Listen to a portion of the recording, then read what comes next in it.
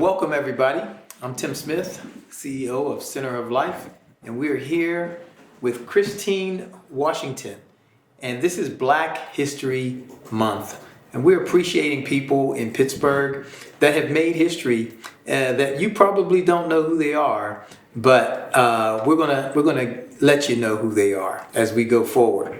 And so we're here with Christine Washington, and Christine is the first African American female to be a manager at First Federal Savings and Loan of Pittsburgh. And I don't remember the year. It was around 1976. It's around 1976, and life was different back then. And of course, for African Americans, life was different all over the country.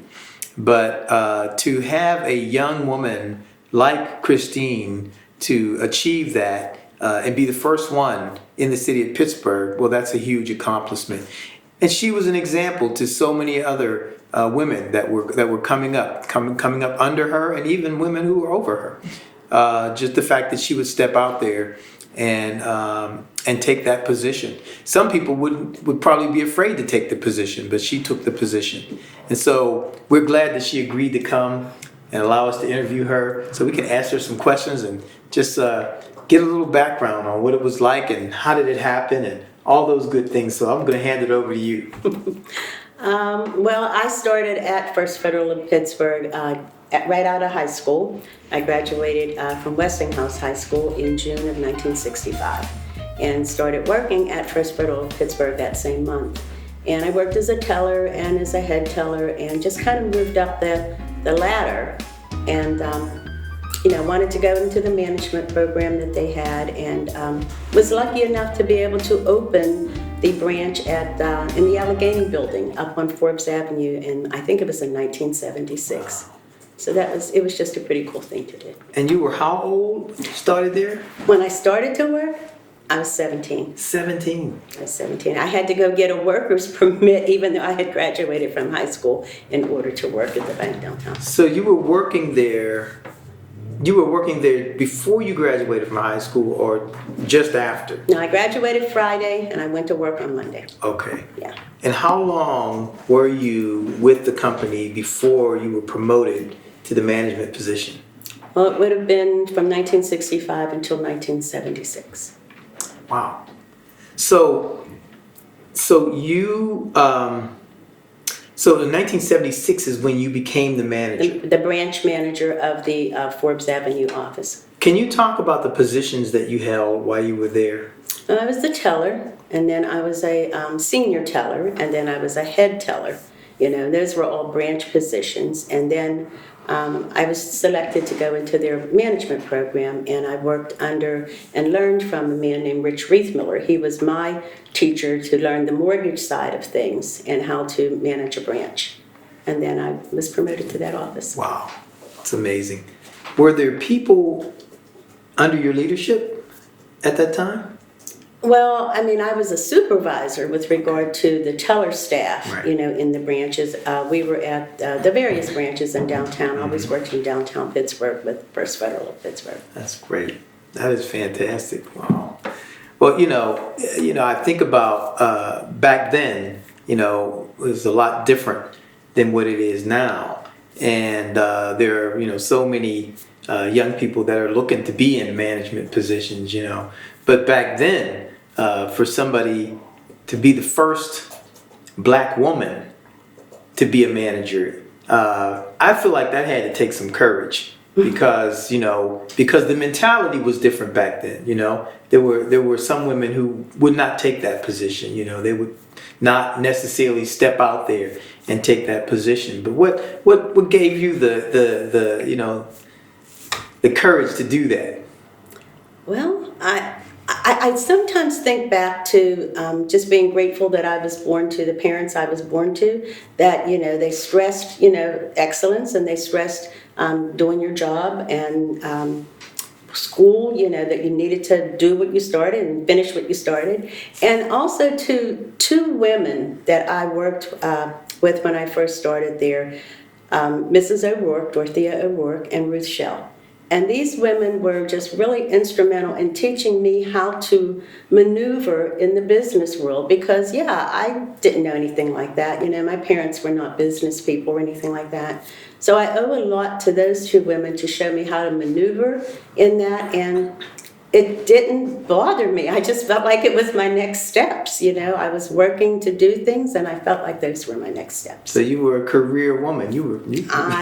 I like to eat, so so you worked, and so you did what you could, and you tried to get ahead. What would you say the number of African Americans that were working in that bank at the time were? When I started to work there in '65, I know that there was a woman. Her name was Lorraine Arrington. There was another black teller. I can't remember her name. And then there was a man, he was an auditor, Larry Meads. So I know that there were 3 of us. I can't say that there were 4 of us with me. I can't say that there were more than that, but those were the people that I knew, and everybody was working downtown. Okay. Yeah. Wow, that's amazing. You also have some other first in your life as well. I know you were our first chair for our leadership here at the Keystone Church of Hazelwood. You were the first chair of our leadership board, and you were the first among the first board members on Center of Life when Center of Life got started, which we were very blessed and fortunate to have you in the leadership position then. And because of you, I think we made so many connections. There's so many people that have called and found out about us because of the connections that you made and the people that you referred to us. And we can't thank you enough for that. But the other first that just not too long ago happened is that, the zoo, the Pittsburgh Zoo, this is the PPG. Pittsburgh Zoo and Aquarium. You are now named the person who handles all of the docents and the volunteers. It's not quite like that. It's, we have a docent organization. They're the volunteers who are the docents. And I was just recently elected president of the docents. But no, we report up through the volunteer manager at the zoo, Heather Berkey. But yeah, it's a nice thing. I've been at the zoo for 25 years. I like it. I volunteer there, and it's fun. Have you been a leader all your life? I don't think of it like that. I just do what I say that. I just do what I do. I mean, I can't say that. I just know that I just do what I do. That's all I can say. Well, from what I know about you, you seem like you've just been a leader all your life. Like people followed you. You didn't necessarily follow the crowd. The crowd pretty much followed you. But you had good parents. I did. And talk a little bit about your parents. Well, I will say that just made me think of a funny story. When I was a kid, and you get in trouble, and your mother would always say, "Oh, you were following those girls," and I'd have to be honest and say, "Well, no, Mommy, it wasn't them. It was me who decided that we should all go do this or that." But my dad went to 7th grade. He didn't graduate from high school. Lincoln School is where he was, and he worked in the steel mill all of his life. My mom worked outside of the home when my 3 sisters were young.